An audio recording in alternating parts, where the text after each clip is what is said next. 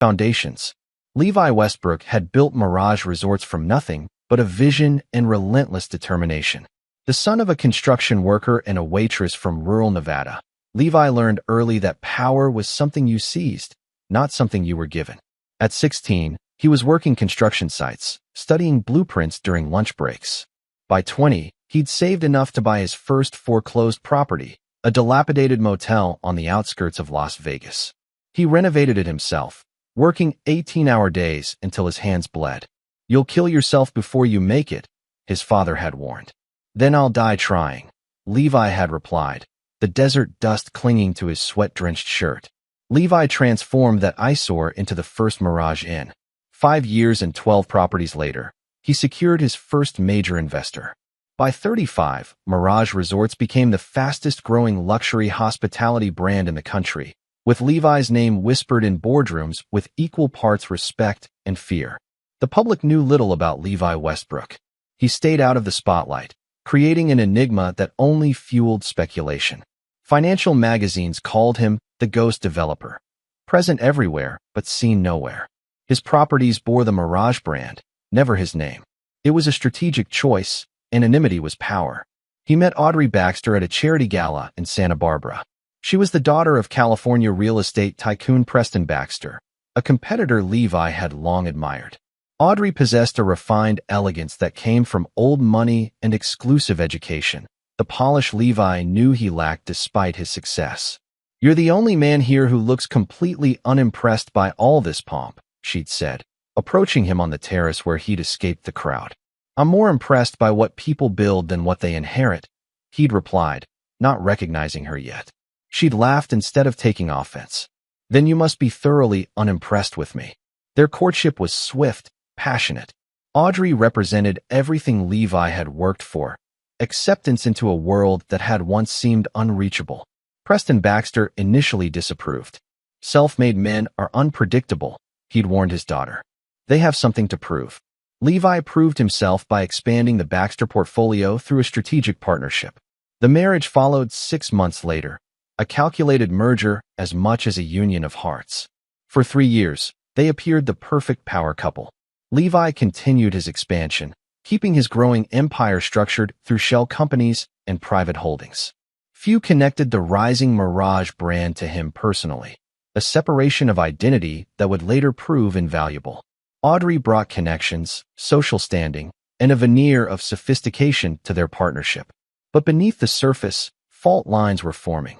When pregnancy talk arose, Audrey hesitated. "I'm not ready to sacrifice my body or my freedom," she'd stated plainly. Levi, who'd grown up in a house too small for his dreams, had always envisioned a family. But he conceded, focusing instead on building his empire. That empire would become his legacy. By their 5th anniversary, the distance between them had grown palpable. Audrey spent more time at her family's Malibu compound than their penthouse. Her mother, Vivian Baxter, encouraged the separation.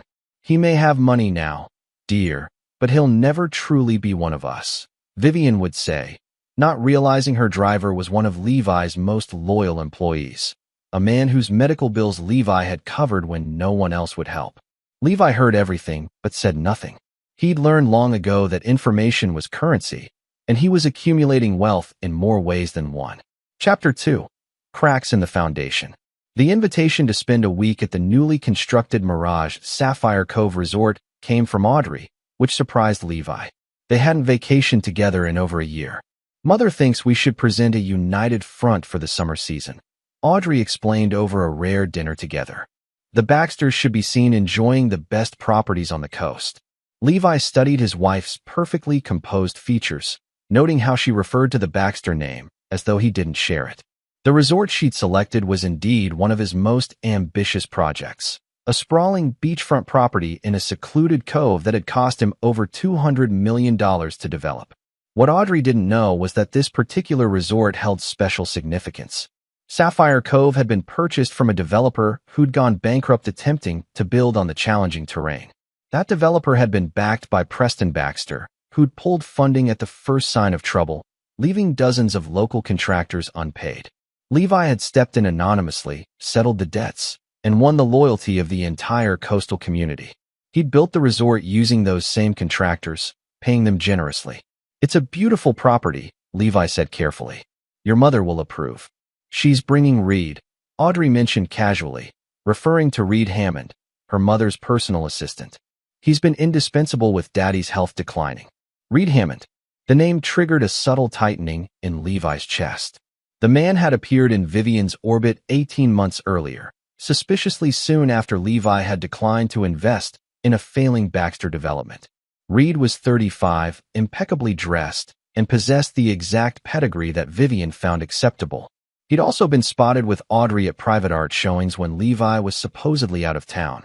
What the Baxters didn't know was that Levi had built his empire by anticipating movements before they happened. His security team consisted of former intelligence operatives who monitored his interests with surgical precision. The reports on Audrey and Reed had been accumulating for months. Dinner reservations, hotel stays, text messages that never appeared on the phone bill Levi received. Reed is always welcome, Levi said smoothly. Will Preston be joining us? Audrey's expression flickered with something. Guilt, perhaps. Daddy's treatments make travel difficult. His doctors think it's better if he stays home. Another lie. Preston Baxter's cancer was in remission, his condition stable for the past 3 months. The man had been seen golfing just the previous weekend. That's unfortunate, Levi responded. I'll make sure the house is fully staffed for your mother's comfort. Our house, darling. Audrey corrected with a practiced smile. Sometimes you speak as if these properties aren't part of our shared life. Levi reached for his wine glass. Force of habit from spending too much time in boardrooms. Of course, it's our house. But it wasn't. None of it was. The careful legal architecture of Levi's empire ensured that. While Audrey believed their prenuptial agreement covered his assets, she had signed documents pertaining only to the public-facing portions of his wealth, perhaps 30% of the actual empire. The rest existed in structures so complex that only Levi and his most trusted advisors understood the full picture. 2 nights before the planned vacation, Levi received a call from Dominic Russo, his head of security. Mr. Westbrook, there's been unusual activity you should be aware of. Mrs. Westbrook accessed the family safe deposit box yesterday. She removed several items, including the blue file. The blue file contained the only hard copies of their prenuptial agreements and property deeds that Audrey had access to. Any other movements? Levi asked, his voice betraying nothing. She met with Gerald Winters for lunch. Gerald Winters was one of the most aggressive divorce attorneys in California. I see, Levi said. Implement contingency protocol Sierra. And Dominic? Make sure our arrangements at Sapphire Cove are precisely as we discussed. It's all in place, sir. The staff has been briefed. Operation Tide Pool is ready. When Levi hung up, he stood at his office window overlooking the city lights. He had built his life expecting every structure to eventually reveal its flaws. Nothing lasted forever. Not buildings, not empires, not marriages. The only question was whether you controlled the demolition or became collateral damage. He opened his safe and removed a small thumb drive labeled Endgame. Everything was in motion now. Chapter 3. The Revelation. The Sapphire Cove Resort sprawled across 50 acres of prime coastal real estate, its modernist architecture seeming to emerge organically from the cliffside. Floor-to-ceiling windows captured panoramic ocean views while reflecting pools mirrored the sky, creating an illusion of boundless blue from every angle. Their motorcade arrived with the orchestrated precision of a diplomatic entourage. Audrey had insisted they travel separately, she with her mother and Reed Hammond in the lead car, Levi following with his executive assistant and security detail. The resort's general manager, Teresa Vega, greeted them at the private entrance with a carefully calibrated display of deference. Mrs. Westbrook, Mrs. Baxter, welcome to Sapphire Cove, she said, focusing her attention on Audrey and Vivian. We're honored to have you with us. Vivian Baxter, a stately woman with silver hair and cold eyes, surveyed the lobby with practiced criticism. The design is adequate, though I would have suggested more traditional elements. These modern monstrosities often age poorly. Teresa's smile never wavered. We value your expert opinion, Mrs. Baxter. Perhaps you'd like to speak with our design team during your stay? Levi watched the interaction with detached interest. Teresa was one of his most loyal employees, a woman who had started as a housekeeper at his first property and now ran his flagship resort. She knew exactly who signed her generous checks, and it wasn't the Baxter family. "We'd like to freshen up," Audrey announced. "I assume we're in the main house." "Of course," Teresa replied. "The presidential villa has been prepared according to your specifications. Mr. Westbrook, we've arranged your accommodation in the executive suite in the north wing, as requested." This detail, the separate accommodations, seemed to surprise Audrey momentarily before she composed herself. "That won't be necessary. My husband will be staying with us in the villa." Levi stepped forward. "Actually, I'll take the suite. I have calls scheduled with our Singapore team that will run late. I wouldn't want to disturb anyone." The presidential villa occupied the entire top floor of the central building. At 10,000 square feet with 6 bedrooms, it was designed for visiting dignitaries and celebrities seeking absolute privacy. What Audrey didn't know was that Levi had personally overseen its construction, including the installation of state-of-the-art security and monitoring systems. After settling in, they gathered on the villa's main terrace for drinks. Reed Hammond moved with the comfort of someone familiar with luxury surroundings, positioning himself subtly between Audrey and her mother. To family, Vivian proposed a toast, her eyes darting meaningfully toward Levi. "And to knowing where one belongs." "To family," they echoed. As the evening progressed, more guests arrived. Audrey's college friends Charlotte and Thomas Livingston, Vivian's younger sister Patricia, and her husband Gerald, and to Levi's carefully concealed surprise, Simon Reed, a junior partner at Gerald Winter's law firm. The dinner conversation flowed with practiced ease, touching on safe subjects, charity events, travel plans, the latest exhibition at the Getty. But underneath ran currents of tension. Levi noticed how Audrey positioned herself away from him, how Reed Hammond's hand occasionally brushed hers beneath the table, how Simon Reed studied property documents on his tablet during brief absences from the table. After dessert, Vivian cleared her throat. "I think it's time we discuss the purpose of this gathering." The table fell silent. "This house," she continued, gesturing expansively, "is magnificent. A fitting setting for family matters." She emphasized the word family with a pointed look at Levi. "And it's important that we're clear about who family is, and who is merely passing through." Levi took a slow sip of his whiskey, saying nothing. Audrey straightened. "Mother and I have been discussing our future arrangements. The Baxter holdings need restructuring with Daddy's health situation, and certain associations need to be reevaluated." "I see," Levi said calmly. "And this reevaluation includes me." "Don't be difficult, Levi," Vivian interjected. "You've had a good run with the Baxter name opening doors for you. But this house is for real family only, not opportunistic outsiders who've outlived their usefulness." A heavy silence fell over the table. Even Audrey's friends looked uncomfortable. Finally, Audrey spoke, her voice soft but firm. "Honey, just go home. We have papers being drawn up. Simon will contact you next week. There's no need to make this unpleasant." Levi set down his glass and stood slowly. The group tensed, perhaps expecting an outburst. Instead, he smiled, a cold, measured expression that never reached his eyes. He pressed a button on his watch. Within 30 seconds, Teresa Vega appeared with 4 members of the resort's security team. "Is there a problem, Mr. Westbrook?" Teresa asked. "No problem at all," Levi replied. "Just some confusion about ownership that needs clearing up. Please escort these guests out of my resort."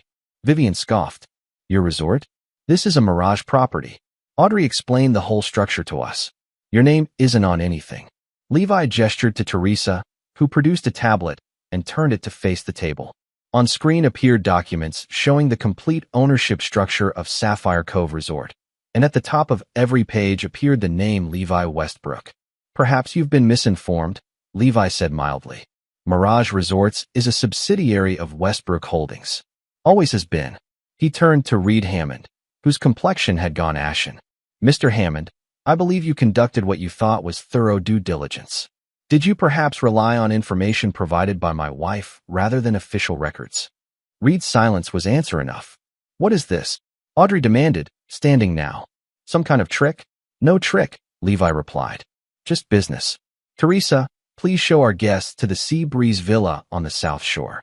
It's quite comfortable, though not quite as presidential." As security began to move toward them, Simon Reed frantically scrolled through documents on his tablet.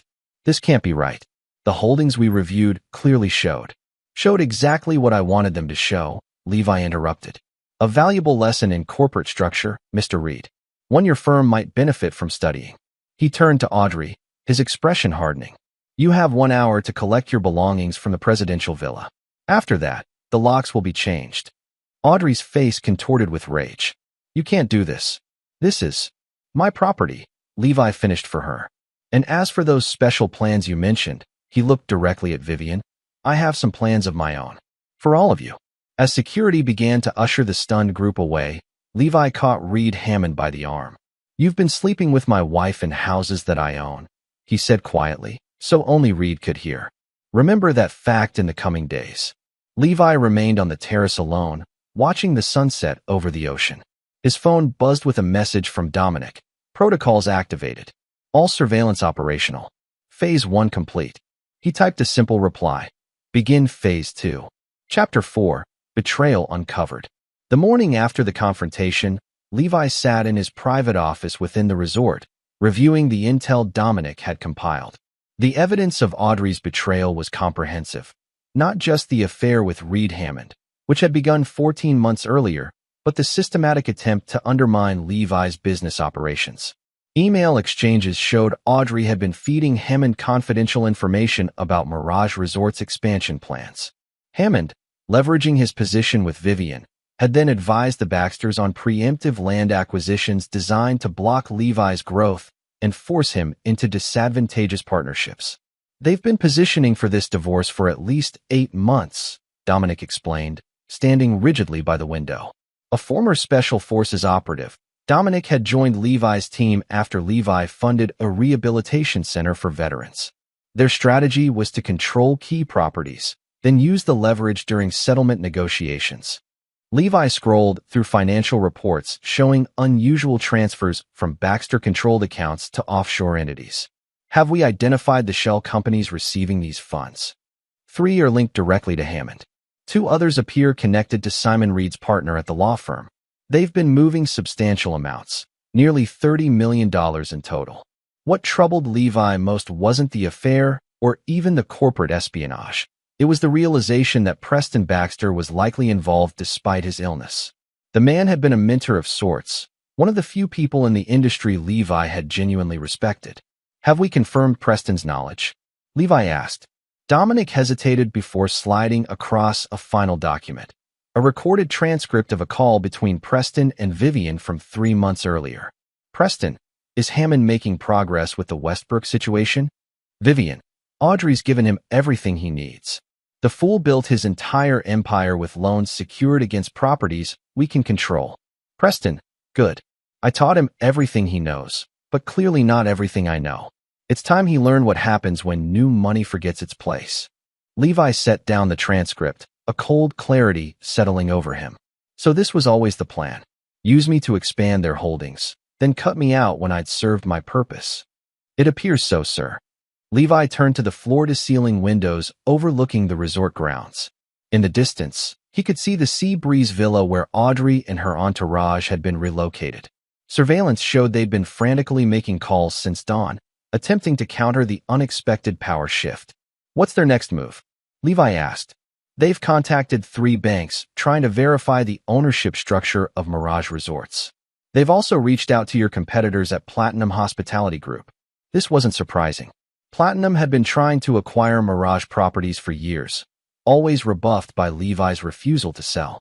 Their CEO, Mason Phillips, had a reputation for aggressive takeovers of distressed assets. And Gerald Winters?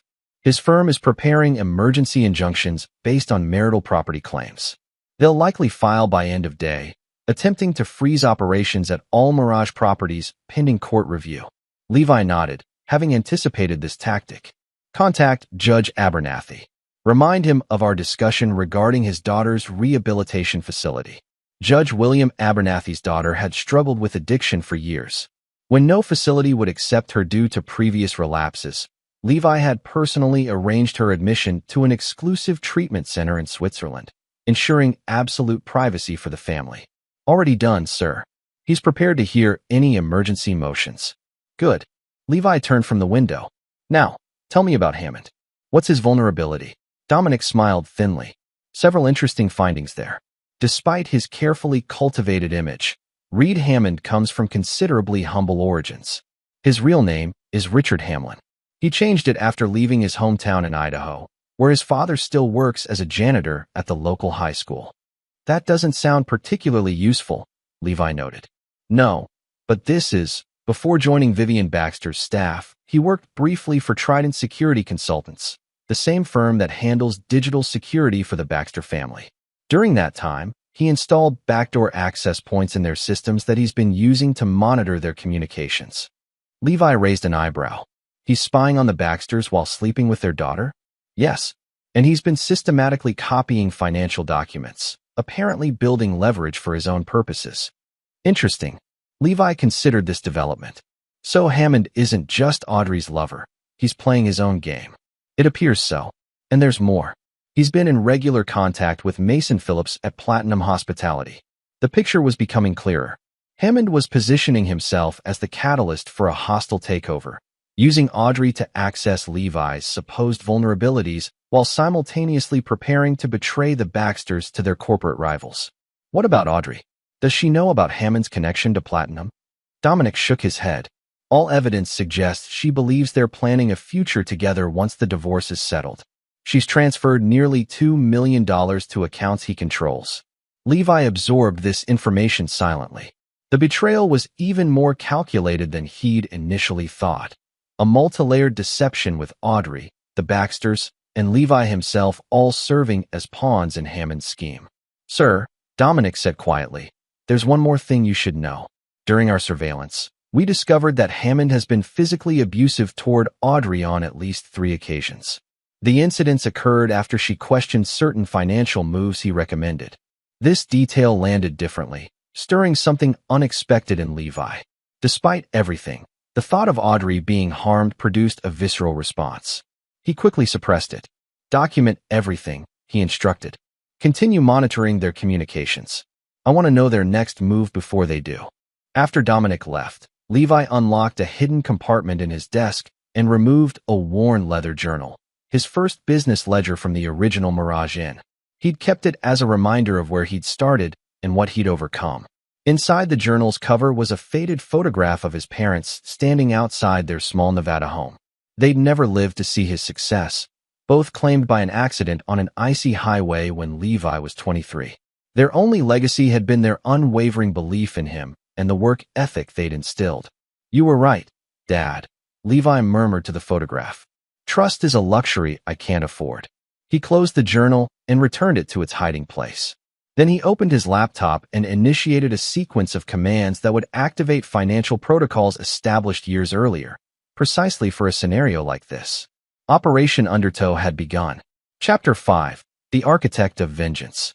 3 days after relocating Audrey and her entourage to the Sea Breeze Villa, Levi arranged a meeting with Teresa Vega at the resort's most isolated dining terrace.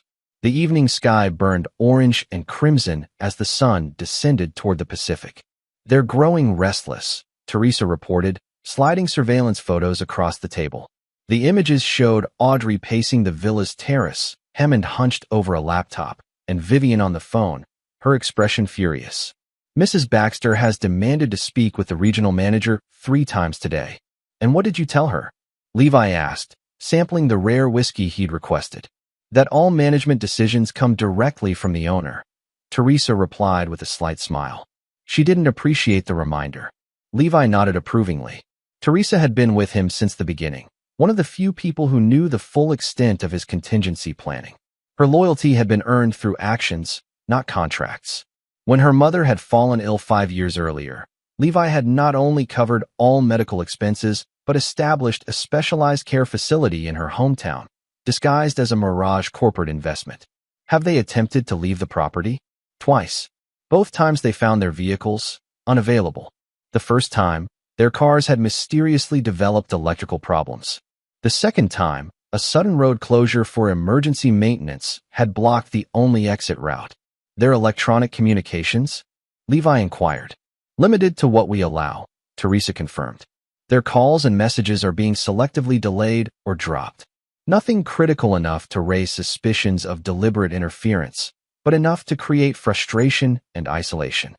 This strategic isolation was critical to Levi's plan.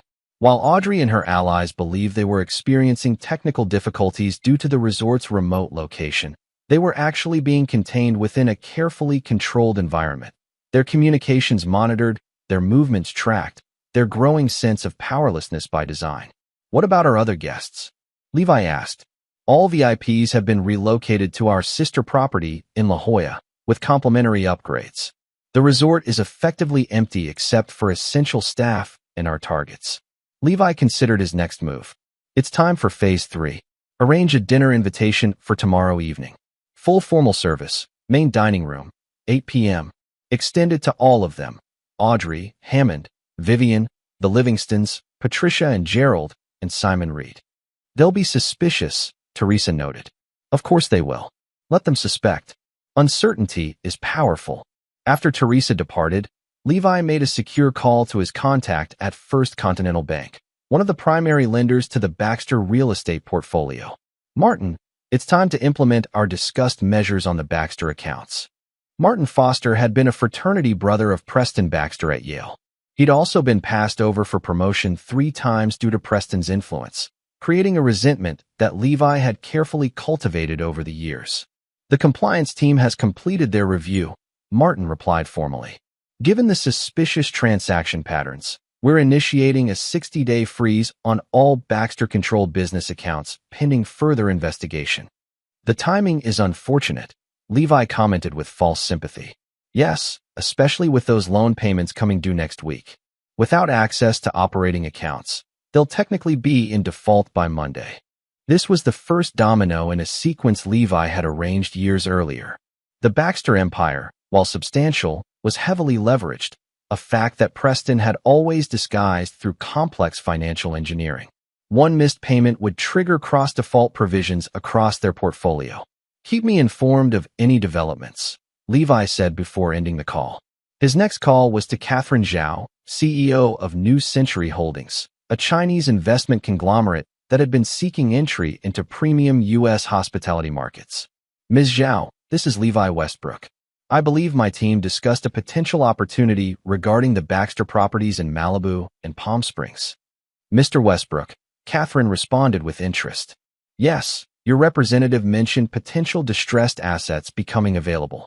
We're very interested, particularly in the oceanfront parcels. I've just received information that the properties may be coming to market sooner than anticipated. If you could have your acquisition team ready to move quickly, say, within the next 72 hours, there might be an opportunity for preferential terms. After finalizing arrangements with Catherine, Levi contacted 6 other strategic investors, each unaware of the others, each positioned to acquire specific pieces of the Baxter portfolio once the defaults began. By midnight, Levi had set in motion financial mechanisms that would dismantle the Baxter empire with surgical precision. Preston had taught him the art of leveraged acquisition, a lesson Levi had studied more thoroughly than his mentor realized. Later, in his private suite, Levi reviewed the day's surveillance. One video captured his attention. Audrey alone on the villa's terrace, staring out at the ocean, tears streaming down her face. For a moment, his resolve wavered. Despite everything, there had been real feeling between them once. The moment passed when another video appeared, Hammond consoling Audrey, his arm around her shoulders while his other hand typed a message to Mason Phillips, proceeding as planned. She suspects nothing. Levi closed the laptop. Whatever they had once shared had been sacrificed to ambition and deceit. Now only the architecture of vengeance remained, a structure he had designed with the same meticulous attention he gave his resorts. Tomorrow's dinner would begin the final phase. Not just retribution, but complete decimation. Chapter 6. Dinner and Deception. The main dining room of Sapphire Cove Resort had been transformed for the evening's performance. Crystal chandeliers cast a warm glow over the single extended table positioned to maximize the dramatic ocean backdrop. White orchids and blue hydrangeas created an elegant centerpiece, while silver service gleamed against crisp linen. At precisely 7:55 p.m., Levi entered through the private door behind what would be his seat at the head of the table. He wore a custom Tom Ford tuxedo, not his usual attire, but appropriate for the role he would play tonight. This was theater as much as business. Teresa appeared at his side. "They're approaching, sir." Mrs. Westbrook initially refused the invitation, but Mr. Hammond convinced her to attend. "And our special arrangements?" "All in place. Chef has prepared the menu exactly as specified, with the dietary accommodations for Mrs. Baxter's shellfish allergy. The service staff has been briefed on the timeline." "Excellent." Levi smoothed his jacket. "And our other guest?" "Arriving separately through the service entrance, as requested. He'll be positioned in the observation room until you signal." At 8 p.m. precisely, the double doors opened. Audrey entered first, stunning in a black door gown that Levi recognized from their anniversary celebration the previous year. Her posture projected confidence, but the tension around her eyes revealed her unease. Hammond followed closely, too closely for mere professional association, in a tuxedo that fit imperfectly across the shoulders. Vivian Baxter maintained a regal bearing despite the circumstances, while the others, the Livingstons, Patricia and Gerald, Simon Reed, moved with the awkward energy of supporting players unsure of their role in the unfolding drama. "Good evening." Levi greeted them with practiced warmth. "Thank you for accepting my invitation." "As if we had a choice," Vivian replied icily. "Your staff made it clear that our cooperation would determine when we might leave this gilded prison." Levi smiled. "A misunderstanding, I'm sure. Please, take your seats. We have much to discuss over dinner." The seating arrangement had been carefully planned. Levi at the head, Audrey to his right, Hammond beside her, Vivian at the far end. The others filled in between, strategically separated to minimize alliance building during the meal. As the first course arrived, a delicate sea-based crudo, Levi raised his glass. "To clarity," he offered as a toast. "May this evening bring understanding to all of us." The group exchanged uncertain glances before reluctantly raising their glasses. Throughout the appetizer and soup courses, Levi kept the conversation deliberately light, discussing resort architecture, the challenges of coastal development, the upcoming season in Aspen. His guests responded with caution, waiting for the trap they sensed but couldn't identify. The tension broke when the main course arrived, and Audrey set down her fork with deliberate force. "Enough games, Levi. Why are we here? What do you want?" Levi dabbed his lips with his napkin before responding. "Direct as always, Audrey." "Very well. I wanted to congratulate you all on a well-executed plan. Truly impressive in its ambition." Confused glances circulated around the table. "The systematic gathering of intelligence on my operations," Levi continued conversationally. "The positioning of assets to block my expansion. The careful preparation for what you believed would be a devastating divorce settlement." He turned to Hammond. "Even the secondary arrangement with Platinum Hospitality was inspired." Hammond's fork clattered against his plate. "I don't know what you're—" "Please," Levi interrupted. "Let's not insult each other's intelligence. I've read your emails to Mason Phillips. Quite thorough, your assessments of Mirage's vulnerabilities." Audrey turned to Hammond, her expression a mix of confusion and dawning realization. "What is he talking about? What arrangement with Platinum?" Hammond's face hardened as he reached for his water glass. "He's bluffing, trying to turn us against each other." Levi gestured to Teresa, who approached with a tablet. Perhaps some visual aids would help. She placed the tablet before Audrey, displaying a series of email exchanges between Hammond and Mason Phillips dating back 18 months, before Hammond had even met Audrey. "Target acquired," read the first message. "Proximity to A established. We'll provide regular updates on W holdings as they become available." Audrey scrolled through the correspondence, her complexion paling with each message. The final email, dated just 2 days earlier, was the most damning. "Once divorce proceedings begin, we'll have 30 to 45 days to move on primary assets before other creditors mobilize. A remains unaware of our arrangement. Her portion of settlement can be managed as discussed." "Read?" Audrey's voice was barely audible. "What is this?" Hammond's expression shifted from denial to calculation. "Obviously fabricated. Westbrook is desperate." "Perhaps you'd prefer the audio recordings," Levi suggested mildly. "Or the video from the Platinum corporate retreat in Scottsdale last month. You and Phillips were quite specific about asset allocation in the aftermath of what you called the Westbrook collapse." Vivian Baxter, who had been watching the exchange with growing alarm, turned her icy gaze on Hammond. "You've been working with Platinum? Against Baxter interests?" "Of course not," Hammond insisted. This is exactly what he wants, to divide us when we need to present a united front. Levi raised his hand, signaling Teresa again. This time she approached with a different tablet, placing it before Vivian. Mrs. Baxter, you might find these documents relevant. They detail the systematic transfer of funds from Baxter-controlled accounts to offshore entities over the past 14 months. As Vivian reviewed the documents, her composed facade began to crack. These are internal transfers. Authorized by. Her voice faltered. By you, Levi finished for her. Or rather, by someone using your authorization codes. The same codes Mr. Hammond had access to as your personal assistant. The table fell into stunned silence as the implications settled. But that's impossible, Vivian finally said. The total amounts here are substantial. Nearly $30 million, Levi confirmed. Carefully distributed across multiple accounts to avoid triggering compliance alerts. Quite sophisticated. Hammond's composure was deteriorating rapidly. This is absurd. I've done nothing but look after Baxter family interests. Like you looked after my interests? Audrey asked, her voice gaining strength as shock gave way to anger. Was anything real, Reed? Or was I just your access point to Levi's business? Before Hammond could respond, Simon Reed cleared his throat nervously. Perhaps we should adjourn to discuss these allegations privately. This venue seems inappropriate for such sensitive matters. Levi smiled coldly. But we're just getting to the interesting part, Mr. Reed. For instance, your firm's involvement in establishing the shell companies that received those Baxter funds. Companies that, coincidentally, list your brother-in-law as a director. Simon blanched. That's confidential client information. Yes, attorney-client privilege is sacred, Levi agreed. Which makes it particularly problematic when an attorney participates in criminal conspiracy. The Bar Association tends to take a dim view of such activities. As the accusations mounted, the alliances at the table visibly fractured. Audrey moved her chair away from Hammond.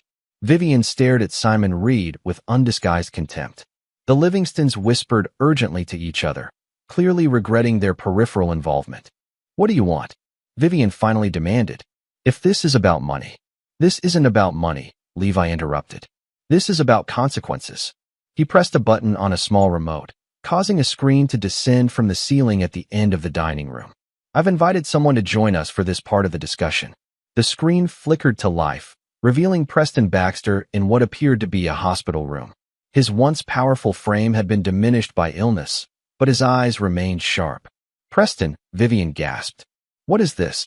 Hello, Vivian, Preston responded, his voice stronger than his appearance suggested. Levi has been sharing some disturbing information with me. You can't possibly believe, Vivian began. I've seen the evidence, Preston cut her off. All of it. The unauthorized transfers. The conspiracy with Hammond. The attempt to dismantle my life's work for your personal gain. Vivian's face contorted with rage. Your life's work? The empire I helped you build while you chased every young assistant who caught your eye? Don't pretend this is about loyalty, Preston. The rawness of her response silenced the room. Even Levi, who had orchestrated this confrontation, was momentarily taken aback by the depth of bitterness it revealed. Preston's expression hardened. As of 2 hours ago, I have removed you as trustee from all Baxter family interests. The board of Baxter Holdings has called an emergency meeting for tomorrow morning to address the financial irregularities. You can't do that, Vivian sputtered. The voting shares have been reallocated, Preston finished for her. The documents were filed this afternoon. Levi watched the color drain from Vivian's face as the full implications became clear. Without control of the Baxter voting shares, she was effectively powerless within the empire she had helped build. And as for you, Preston continued, turning his attention to Hammond, security has already cleared your office. The authorities have been notified regarding the suspicious transfers. Hammond stood abruptly. This is a setup. You have no proof that would stand up in court. Perhaps not for criminal charges, Levi conceded. But for civil action? The standard is much lower. And given the publicity this will generate, I imagine your future employment prospects will be limited. As Hammond moved toward the door, Levi added, Oh, and Mr. Hammond, or should I say Mr. Hamlin? Your father in Idaho sends his regards. Apparently, the local news there is very interested in the story of how Richard Hamlin from Twin Falls became Reed Hammond, financial manipulator to the elite. Hammond froze, his carefully constructed persona visibly crumbling. You should sit down, Levi advised. We haven't yet discussed the terms of your departure from this situation. The remainder of the dinner unfolded like the final act of a Greek tragedy. Alliances shattered, secrets exposed, futures destroyed not by external forces, but by the consequences of their own actions. By the time dessert was served, a bitter dark chocolate tart that few touched, the group that had arrived as conspirators had devolved into isolated individuals, each contemplating their separate downfalls. As coffee was poured, Levi addressed them collectively one last time. Tomorrow morning, you'll all be free to leave Sapphire Cove. Transportation has been arranged to take you wherever you wish to go. He paused, allowing the relief to briefly register before continuing. However, I should mention that certain financial difficulties may complicate your immediate plans. What financial difficulties? Simon Reed asked nervously. As of close of business today, First Continental Bank has frozen all Baxter corporate accounts pending investigation of suspicious activities, Levi explained calmly. Additionally, the quarterly payments on several key properties were due today. Without access to operating accounts, those loans are now technically in default. The implication hung in the air like poison gas. The Baxter empire operated on precisely timed cash flows between numerous entities. One missed payment could trigger a cascade of cross defaults. That's impossible, Vivian whispered. The payments are automated. Systems can be so unreliable, Levi remarked with false sympathy, especially when they're being audited for potential fraud. As the devastating reality settled over the table, Levi stood. Thank you all for a most illuminating evening. Teresa will see you back to your accommodations. Before leaving, he paused beside Audrey, who sat motionless, staring at nothing. For what it's worth, he said quietly, I believe you were as much a pawn as I was intended to be. That doesn't excuse your choices, but it may explain them. She looked up at him, tears streaming silently down her face. What happens now? Now, Levi considered the question. Now you get to experience what I've always known, that everything can be taken away in an instant. The only difference is that I built my life expecting that reality. You never had to. With that, he walked away, leaving behind the ruins of the life they had constructed together and the people who had sought to destroy him. Chapter 7: Empire Falls. The financial collapse of the Baxter Empire unfolded with the terrible precision of a controlled demolition. By noon the day after the fateful dinner, news of the frozen accounts and missed loan payments had spread through financial circles. By close of business, Baxter Holdings stock had dropped 27%, triggering circuit breakers that temporarily halted trading.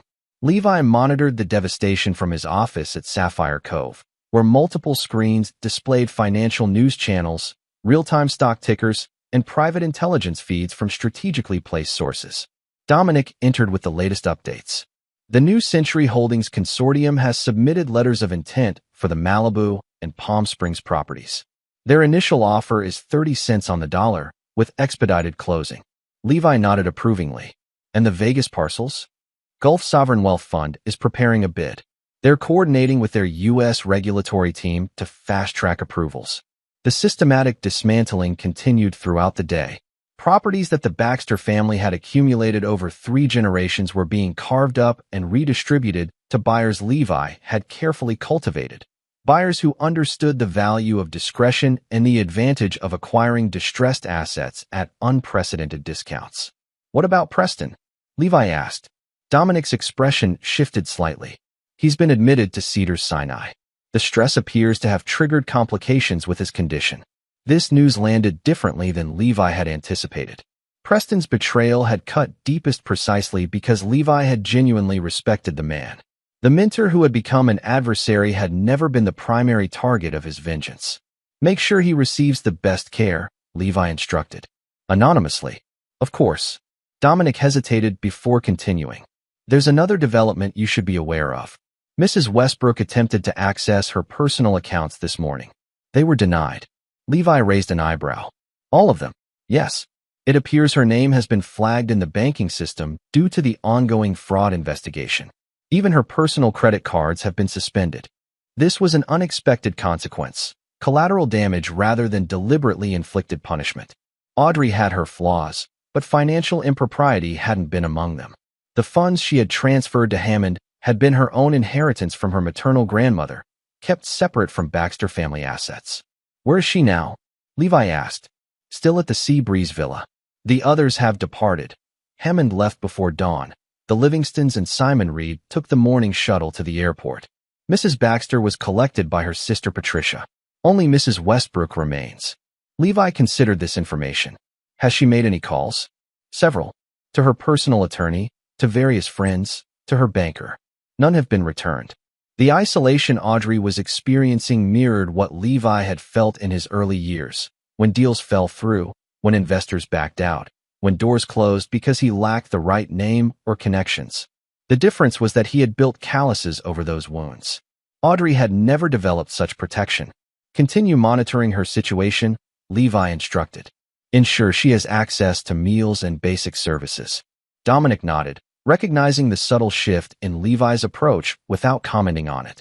As the afternoon progressed, reports flooded in of creditors moving against Baxter assets nationwide. What had begun as targeted financial pressure had evolved into a feeding frenzy as financial institutions rushed to secure their positions against the collapsing conglomerate. At 4:30 p.m., Levi received a call from Catherine Zhao at New Century Holdings. Mr. Westbrook, we've encountered an unexpected complication. She began without preamble. Another investor group has entered the bidding for the Malibu properties with a significantly higher offer. Platinum Hospitality, Levi stated rather than asked. Yes, Catherine confirmed. They're offering 45 cents on the dollar, with similar expedited terms. Levi had anticipated this move. Mason Phillips wouldn't abandon his strategy simply because his inside man had been compromised. If anything, Hammond's exposure would accelerate Phillips' timeline. Match their offer with the same terms, Levi instructed. Then contact Judge Williams at the Coastal Commission. Remind him of the environmental concerns we discussed regarding Platinum's development approach. The Coastal Commission had been a persistent obstacle for Platinum's previous projects, with environmental approvals repeatedly delayed due to concerns about habitat disruption and public access. Judge Williams, who chaired the commission, had a particular interest in marine conservation, an interest Levi had supported through substantial anonymous donations to the judge's foundation. Understood, Catherine replied. And if they counter? They won't get the chance. By morning, the commission will have announced a special review of all pending applications for the affected coastal parcels. That will delay any transaction long enough for other factors to come into play. After ending the call, Levi received an urgent message from his source at First Continental Bank. Preston Baxter had suffered a major stroke and was now in critical condition. The bank's board was meeting to discuss accelerating their actions against Baxter Holdings in anticipation of leadership uncertainty. The situation was evolving faster than even Levi had planned.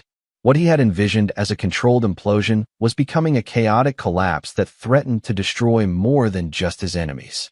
As evening approached, Levi left his office and walked along the cliffside path toward the Sea Breeze Villa. The setting sun painted the ocean in shades of fire, a fitting backdrop for the day's events. He found Audrey sitting alone on the villa's terrace, a half-empty bottle of wine beside her. She wore jeans and a simple blouse, a striking contrast to her usual tailored perfection. Her hair was pulled back carelessly, her face bare of makeup. She didn't look up as he approached. "Come to survey the wreckage?" she asked, her voice hollow.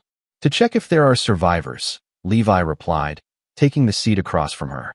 "There aren't." She took another sip of wine. "My father's had a stroke. Did you know that?" "Of course you did. You probably timed it perfectly." "That wasn't part of the plan," Levi said truthfully.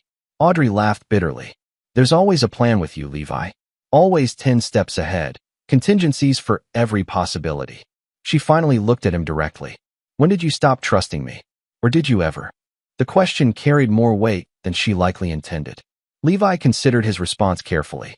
"I trusted you with my heart," he finally said. "Just not with my survival. There's a difference. And now, are you satisfied?" The mighty Baxters brought low, my mother disgraced, my father dying, me penniless and abandoned. "Penniless is an exaggeration," Levi noted. "Your grandmother's trust is unaffected by all this. It's held separately from Baxter assets." Audrey looked surprised. "How did you?" She stopped, shaking her head. "Of course you knew about that too." I know that you transferred a significant portion of those funds to Hammond. That was unwise, but the remainder is still secure.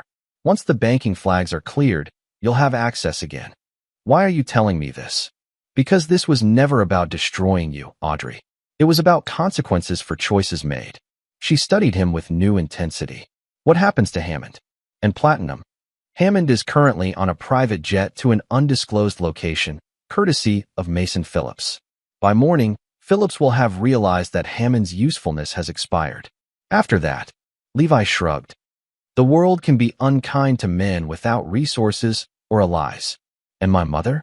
Vivian will survive. She always does, though her social position may be somewhat diminished when the details emerge. They sat in silence as darkness fell over the ocean. Staff appeared to light the terrace lanterns, moving with practiced discretion. I loved you once, Audrey said suddenly. Before everything became about power and position. Before my mother convinced me you'd always see me as your ticket into a world that would never truly accept you. And I loved you, Levi acknowledged. Before I realized I was just another acquisition for the Baxter portfolio. Another silence stretched between them, filled with the sound of waves breaking against the cliffs below.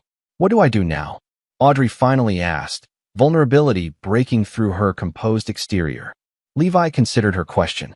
Despite everything, part of him still responded to her pain. But he had learned long ago that compassion could be as dangerous as trust when misplaced. You rebuild, he said simply. Like I did. Every time a deal collapsed or an investor backed out or a property was lost. You start again, with whatever foundation remains. He stood to leave, then paused. Your car has been returned to operational status. Your personal accounts should be accessible by tomorrow. The coastal highway has been cleared of construction. Audrey looked up at him, understanding the message. She was no longer being contained. Is this mercy, Levi? No, he replied honestly. Just recognition that some debts have been paid in full. As he walked away from the villa, Levi felt a complex mixture of emotions, satisfaction at the precision of his retribution, regret for what might have been in another reality, and a cold clarity about what still remained to be done. The Baxter Empire was falling, but Mason Phillips and Platinum Hospitality still posed a threat.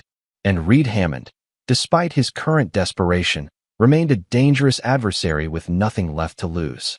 The final act was yet to be played. Chapter 8, The Last Betrayal. The coastal fog rolled in during the pre-dawn hours, shrouding Sapphire Cove in a spectral mist. Levi stood on the balcony of the presidential villa, watching as the resort's lights created halos in the thick air. His phone vibrated with an encrypted message from Dominic, Eagle Landing. ETA 20 minutes. Eagle was their code for Mason Phillips, CEO of Platinum Hospitality and the architect of the failed scheme to dismantle Mirage Resorts. Phillips' private jet had filed a flight plan to San Diego just after midnight, an unexpected development that Levi's intelligence network had immediately flagged. Is Hammond with him? Levi texted back. Negative. Hammond was dropped in Phoenix. Current location unknown. This was concerning. Hammond operating independently introduced an unpredictable element. But Phillips' sudden appearance presented an opportunity Levi hadn't anticipated, a chance to accelerate the final phase of his strategy. Prepare the marina suite for our guest, Levi instructed. Full surveillance, all protocols active. 20 minutes later, a black Range Rover passed through the resort's security gate. Surveillance cameras tracked its progress to the main entrance, where Mason Phillips emerged alone. The man moved with the confident swagger of someone accustomed to power, tall, athletically built, with the practiced smile of a corporate predator. Teresa greeted him with professional courtesy. Mr. Phillips, welcome to Sapphire Cove. We weren't expecting you until later this week. Change of plans, Phillips replied dismissively. I need to speak with Westbrook immediately. Of course. Mr. Westbrook has been notified of your arrival and suggests you get settled first. The marina suite has been prepared for you. Phillips frowned at this deflection, but followed Teresa toward the elevator. Fine, but tell him I expect to meet within the hour. We have urgent business to discuss. Once Phillips was installed in the suite, Levi reviewed the surveillance feed with Dominic in the security control room. He came alone, Levi observed. No legal team, no advisors. That's unusual for acquisition discussions. Perhaps this is more of a reconnaissance mission, Dominic suggested. testing your position after the Baxter situation, or offering a deal he doesn't want witnessed, Levi countered. What's the status on Hammond? Dominic pulled up another screen showing travel records. Last confirmed sighting was at Phoenix Sky Harbor at 2:13 a.m. He withdrew $5,000 cash from an ATM, then disappeared. He hasn't used his phone or credit card since. He's running, Levi concluded. But from Phillips or from us? Possibly both. The information we released about his real identity and background would make him toxic to Phillips now. No value as an inside man when everyone knows who and what he is. Levi considered the implications. Yet Phillips still came here personally, immediately after dropping Hammond. Why the urgency? Before Dominic could respond, the surveillance feed from the Marina suite showed Phillips making a call on what appeared to be a burner phone, not the corporate device he'd been using earlier. Can we intercept? Levi asked. Dominic shook his head. Not without physical access to that specific device. It's not connecting through our systems. They watched as Phillips spoke briefly, then destroyed the phone, removing the battery and SIM card, breaking them separately before flushing the pieces. That's not standard corporate procedure, Dominic noted dryly. No, Levi agreed. That's the behavior of someone with something significant to hide. He checked his watch. I think it's time we welcome Mr. Phillips properly. Have Teresa bring him to the Cliffside Conference Room in 15 minutes. The Cliffside Conference Room occupied a spectacular position on the resort's most dramatic overlook. 3 walls of glass created the illusion of floating above the Pacific, while state-of-the-art security features ensured absolute privacy. It was where Levi conducted his most sensitive negotiations, and where every conversation was recorded from multiple concealed locations. Phillips arrived prompt to the minute, dressed in a fresh suit despite the early hour. His expression registered appreciation for the dramatic setting before settling into practiced neutrality. Impressive location, Westbrook, he commented, declining the offered coffee. Though I imagine the construction challenges were substantial. Nothing worthwhile comes easily, Levi replied, studying his opponent. Phillips had the flush of a man running on adrenaline and ambition rather than sleep. What brings you to Sapphire Cove with such urgency, Mason? I don't recall having a meeting scheduled. Phillips smiled thinly. Circumstances change. I assumed you'd want to discuss the Baxter situation directly, given our mutual interests. Mutual interests? Levi raised an eyebrow. That's an interesting characterization, considering your collaboration with Hammond to undermine my position. If Phillips was surprised by this direct acknowledgement, he didn't show it. Business is business, Levi. Hammond approached us with information. We evaluated its potential utility. Nothing personal. Corporate espionage rarely is, Levi agreed mildly. Though using my wife as an access point did add a certain personal dimension. Phillips waved this aside.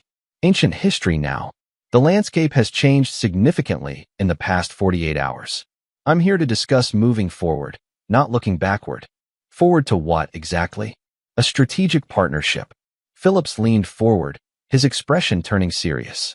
The Baxter empire is collapsing. Their properties will be liquidated at fire sale prices. Between Mirage and Platinum, we could control the most valuable assets on both coasts. Levi studied Phillips with genuine curiosity. You're proposing we collaborate after you attempted to orchestrate my financial destruction? I'm proposing we recognize reality, Phillips countered. The Baxters are finished. Preston's in critical condition, Vivian's facing potential fraud charges, and the vultures are circling their portfolio. You've won that battle decisively. And Hammond? Where does he fit in this new partnership? A flicker of something, annoyance, perhaps concern, crossed Phillips' face. Hammond is no longer a factor. His usefulness ended with his exposure. Yet you personally escorted him to Phoenix on your private jet just hours ago, Levi noted. Quite considerate treatment for a disposable asset. Phillips paused, clearly reassessing the extent of Levi's intelligence gathering. A courtesy to a former associate, he said finally. Nothing more. The conversation was interrupted by a discreet knock. Teresa entered with an envelope, which she handed to Levi. This just arrived by courier, sir. Marked urgent. Levi opened the envelope and scanned its contents, his expression revealing nothing. Thank you, Teresa. Please prepare the conference call system. I'll need to connect with our Singapore team in 20 minutes. After Teresa departed, Levi returned his attention to Phillips. Interesting timing. It seems the Coastal Commission has just announced an emergency review of all development applications for the former Baxter properties. Something about environmental concerns requiring heightened scrutiny. Phillips couldn't fully mask his reaction, a tightening around the eyes, a subtle tension in his shoulders. Bureaucratic delay tactics. It won't affect the underlying transactions. Perhaps not, but it will extend the timeline significantly. Environmental reviews can take months, even years, during which financing costs accumulate, market conditions change. Levi left the implications hanging. Phillips abandoned his casual posture, leaning forward aggressively. Let's cut through the bullshit, Westbrook. You orchestrated this review, just like you orchestrated the banking freeze on Baxter accounts.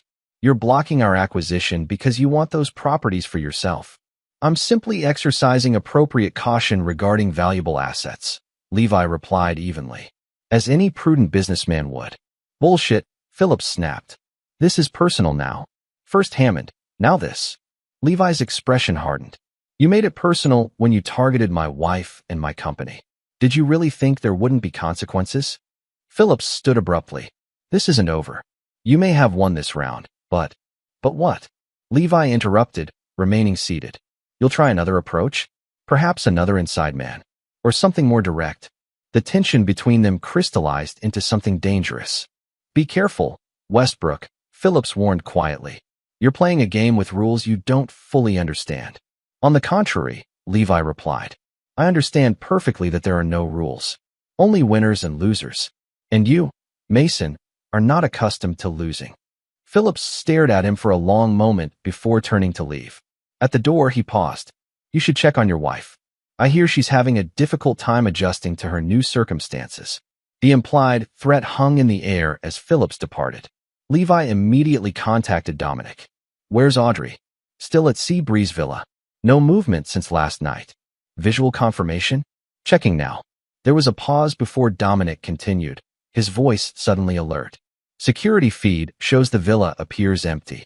Last confirmed visual was at 23:42 last night. Send a team immediately, Levi ordered, already moving toward the door. And locate Hammond. Phillips' threat wasn't random. 15 minutes later, Levi arrived at the Seabreeze Villa to find Dominic coordinating a security team. The villa showed no signs of struggle or forced entry, but Audrey was nowhere to be found. Her phone remained on the nightstand, her purse on the counter. Only her car was missing from the garage. Traffic cameras? Levi asked. Nothing yet, Dominic reported. The coastal highway has limited coverage. We're checking gas stations and toll points within a 50-mile radius. As they continued the search, Levi received an encrypted message from an unknown number. When opened, it displayed a photo of Audrey in what appeared to be a motel room, looking frightened but unharmed.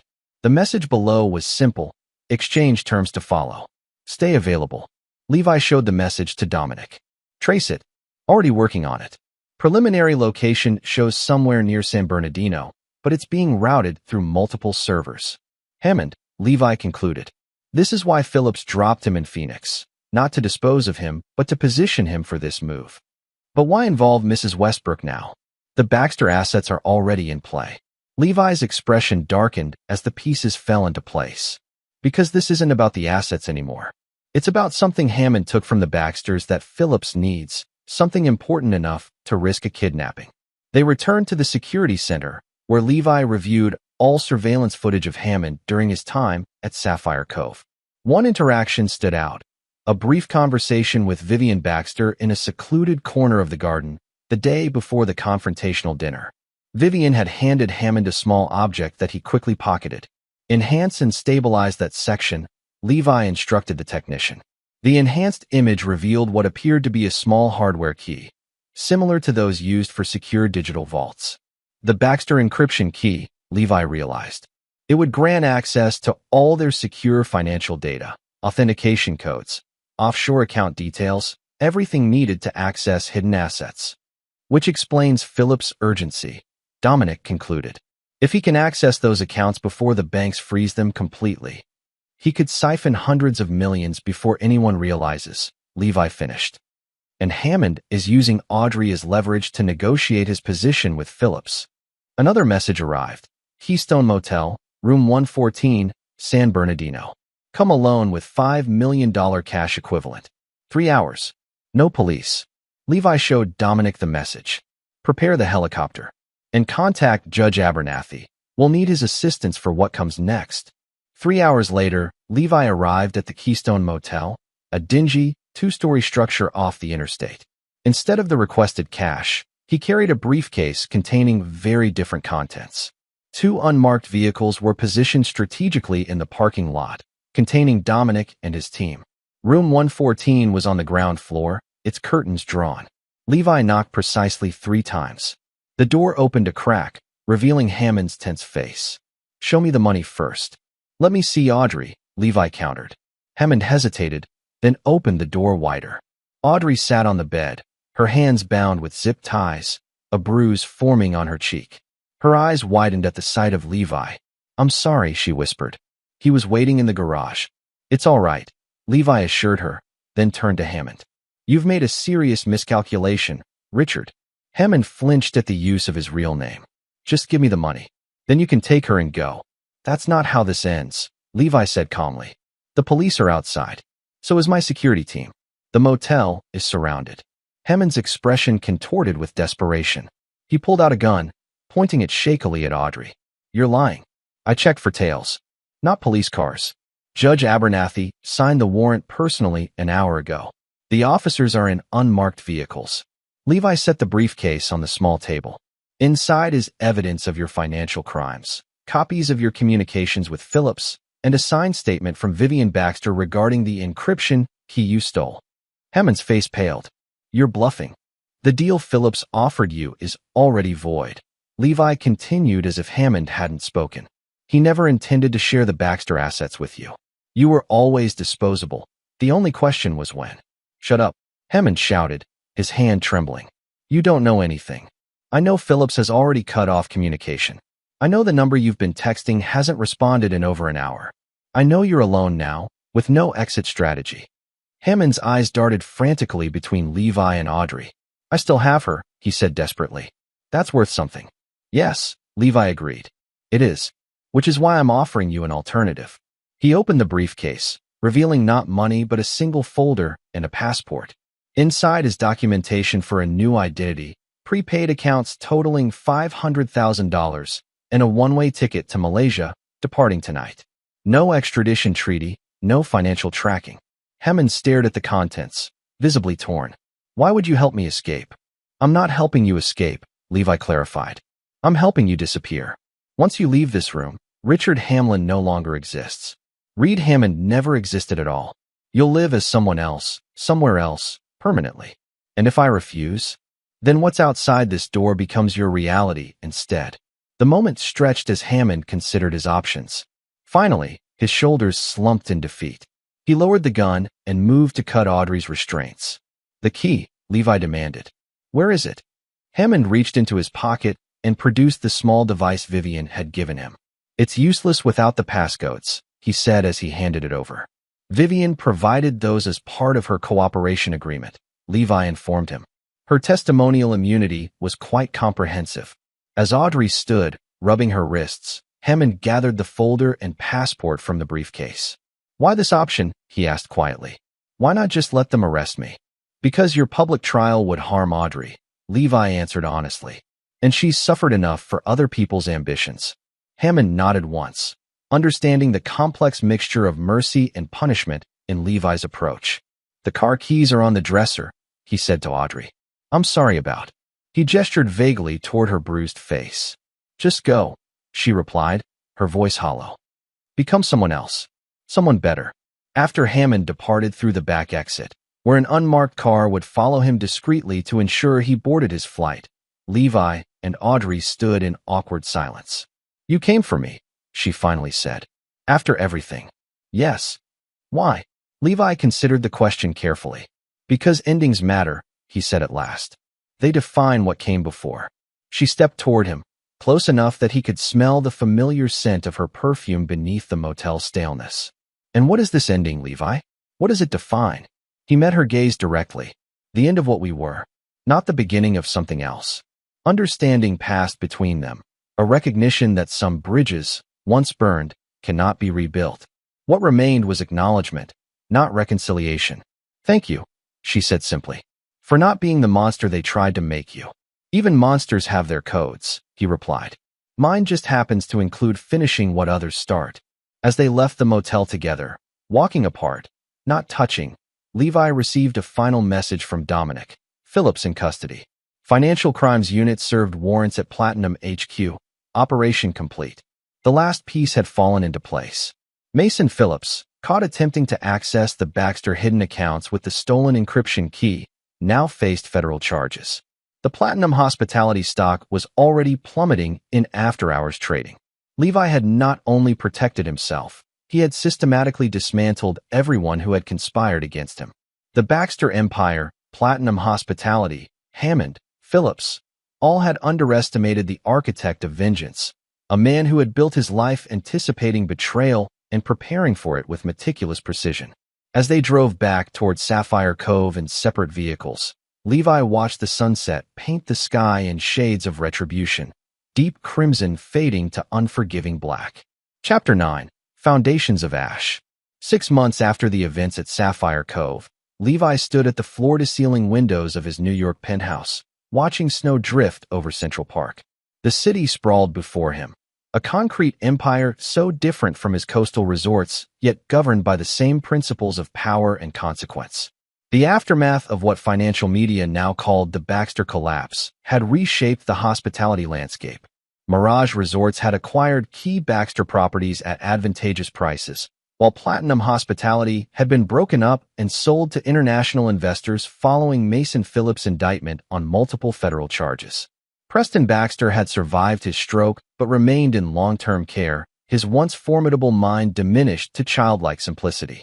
Vivian, facing her own legal challenges, had accepted a plea deal that included testimony against Phillips and significant financial penalties. Their social standing, once unassailable, had evaporated overnight. The intercom chimed, interrupting Levi's reflections. "Mr. Westbrook, your 3 o'clock appointment has arrived." "Send them up," Levi instructed.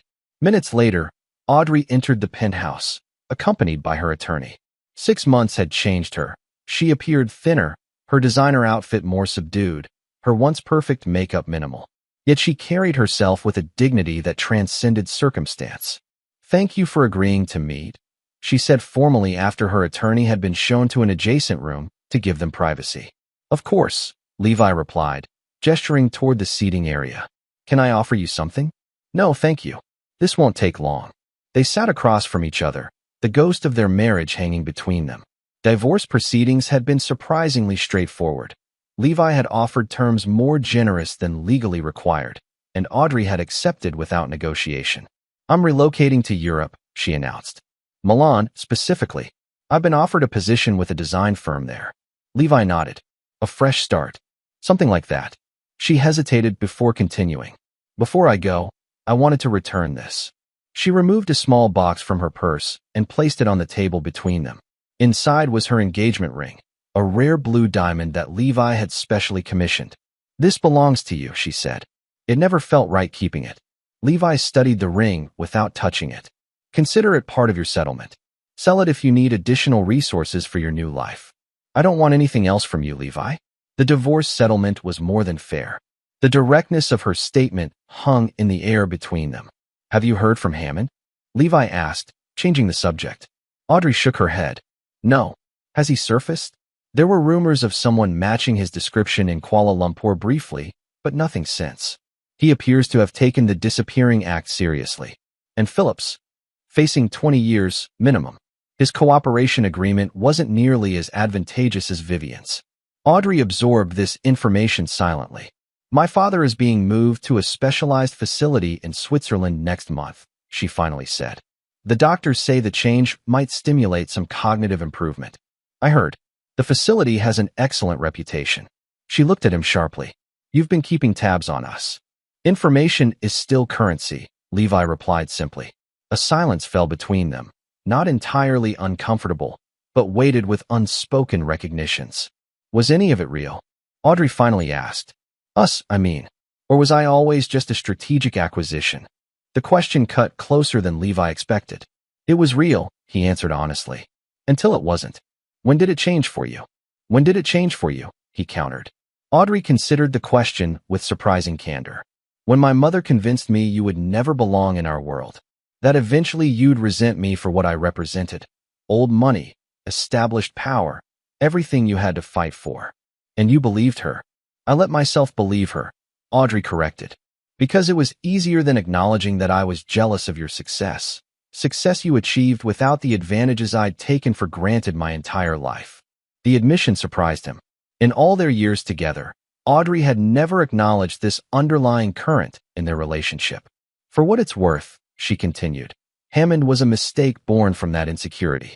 I convinced myself he understood both worlds, that he could bridge what I saw as a growing gap between us.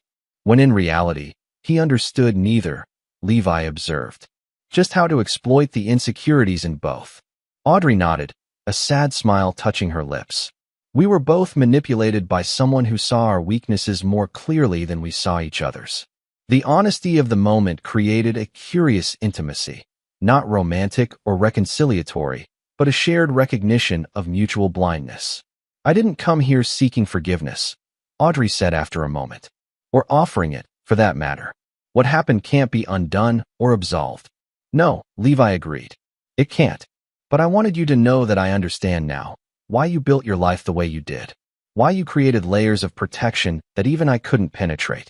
The world taught you lessons I was privileged enough to ignore. Levi considered her words carefully. We all build fortresses against our particular fears, Audrey. Mine were just more literal than most. She stood, signaling the end of their meeting. Goodbye, Levi. I hope you find what you're looking for. As she moved toward the door, Levi remained seated. What makes you think I'm still looking for something? Audrey paused, turning back with unexpected insight. Because you won. Completely. You destroyed everyone who betrayed you. You expanded your empire. You emerged stronger than before. She met his gaze directly. And yet you're still alone in this tower, watching the world from a safe distance. The observation landed with uncomfortable precision. Levi said nothing as Audrey departed, leaving him with the ring on the table and the snow falling silently beyond the glass. Later that evening, Levi received a call from Dominic. Sir, we've received confirmation on the Hammond situation. Go ahead. Malaysian authorities found a body matching his biometrics in a hotel room in Penang. Apparent suicide, though there are inconsistencies in the scene. Philip's reach is longer than we anticipated, Levi concluded. Any connection traceable to him? Nothing direct. The local investigation is being handled as a routine overdose. Ensure the family is notified discreetly, Levi instructed, and arrange appropriate financial support for Hammond's father in Idaho. Already done, sir. After ending the call, Levi poured himself a measure of rare whiskey and returned to the window. The city lights blurred through the falling snow, creating an illusion of stars fallen to earth. In the reflection of the glass, he could see the solitary figure he presented, exactly as Audrey had described. His phone buzzed with a message from Teresa. Sapphire Cove expansion approved unanimously by Coastal Commission. Construction can begin immediately. Another victory. Another expansion. Another step in building an empire designed to withstand any attack. Yet Audrey's words echoed uncomfortably. You're still alone in this tower, watching the world from a safe distance. Levi set down his glass and made a decision. He contacted his pilot to prepare the jet, then instructed his assistant to clear his schedule for the next week. Revenge had been necessary, a matter of survival as much as justice. But survival alone was no longer sufficient. The fortresses he had built to protect himself had become barriers to something else, something he had forgotten to value during his relentless pursuit of security. As the snow continued to fall, Levi Westbrook considered the foundations of his empire, built not just on concrete and steel, but on the ashes of those who had underestimated him. It was an empire designed to endure, to stand against any storm. But even the most perfect fortress could become a prison if its architect never ventured beyond its walls. The question that remained was whether he could find the courage to build something new, something not designed solely for protection, but for possibility, something not constructed from suspicion, but from the very trust he had learned was so dangerous. The answer would not come tonight, perhaps not for many nights to come, But for the first time since the betrayal, Levi allowed himself to consider that revenge, while necessary, was not sufficient. That destroying what threatened him was not the same as creating what might sustain him. As he prepared to leave the tower that had become both his triumph and his isolation, Levi left the engagement ring on the table, a glittering remnant of a connection that had failed. Not because loving was impossible, but because it required a vulnerability neither of them had been prepared to risk. The empire remained. The architect endured. And the foundations, built from both triumph and ash, awaited whatever he might choose to construct upon them next. This is where our story comes to an end. Share your thoughts in the comments section. Thanks for your time. If you enjoy this story, please subscribe to this channel. Click on the video you see on the screen, and I will see you there.